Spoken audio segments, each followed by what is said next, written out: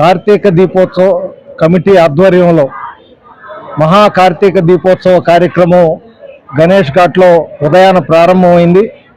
గోపూజ, రామలింగేశ్వర స్వామి విగ్రహ ప్రతిష్టా కార్యక్రమంతో ప్రారంభమైన ఈ కార్యక్రమం హోమము, కళ్యాణము ఇవన్నీ కూడా పూర్తి చేసుకొని సాయంత్రం 4:30 గంటలకి పెద్ద ఎత్తున కార్తీక దీపాలతో మరి మహాశివుని జెండాలతో పెద్ద ఎత్తున ఊరేగింపుగా బయలుదేరి గణేష్ ఘాట్కి చేరుకొని ఆ గణేష్ ఘాట్లో జరగబోయే ఆ గంగా హారతిలో దాంతోపాటుగా 108 పడవలతో నెల్లూరు స్వర్ణాల చెరువులో ఆ మహాశివుని చెంత స్వర్ణాల చెరువులో మహాశివుడు నెలకలు ఉన్న ప్రాంతంలో శివాకృతిలో ఆ 108 పడవల ఆకృతిలో నిలబడి మహోత్సవంగా వైభవంగా విద్యుత్ దీపాల అలంకరణలతో ఈ కార్యక్రమాలన్నీ కూడా జరుగుతున్నాయి.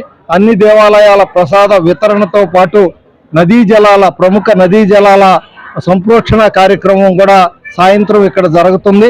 కాబట్టి నెల్లూరు నగరంలో ఉండే ప్రజలందరూ కూడా పెద్ద ఎత్తున ఈ కార్యక్రమంలో పాల్గొనాలని చెప్పి, మహిళామూర్తులను పెద్ద ఎత్తున పాల్గొనాలని చెప్పి విక్రమసింహపురి గణేశోత్సవ సమితి తరఫున నేను పిలుపునిస్తున్నా.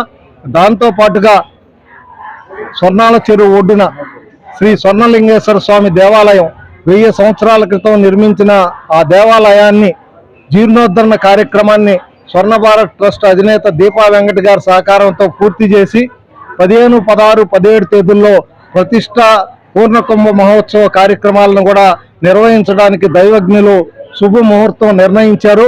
అది ఈ రోజు ప్రారంభమైంది.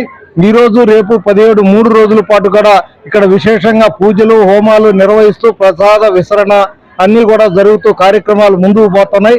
17వ తేదీ ఉదయాన 8:30 నుంచి 10:30 గంటలకు ప్రతిష్ట పూర్ణకుంభ మహోత్సవానికి శృంగేరి ఉత్తర పీఠాధిపతి శ్రీ విధుశేఖర భారతి మహాస్వామి గారు, తుని తపోవనం పీఠాధిపతి శ్రీ చంద్రశేఖర సరస్వతి గారు ఈ కార్యక్రమాలకి ప్రతిష్టా కార్యక్రమానికి విచ్చేస్తున్నారు. కాబట్టి భక్తులందరూ కూడా ఈ 3 రోజుల పాటు స్వర్ణలింగేశ్వర స్వామి ప్రతిష్టా కార్యక్రమంలో కూడా పాల్గొనాలని చెప్పి ఈ సందర్భంగా నేను కోరుకుంటున్నాను.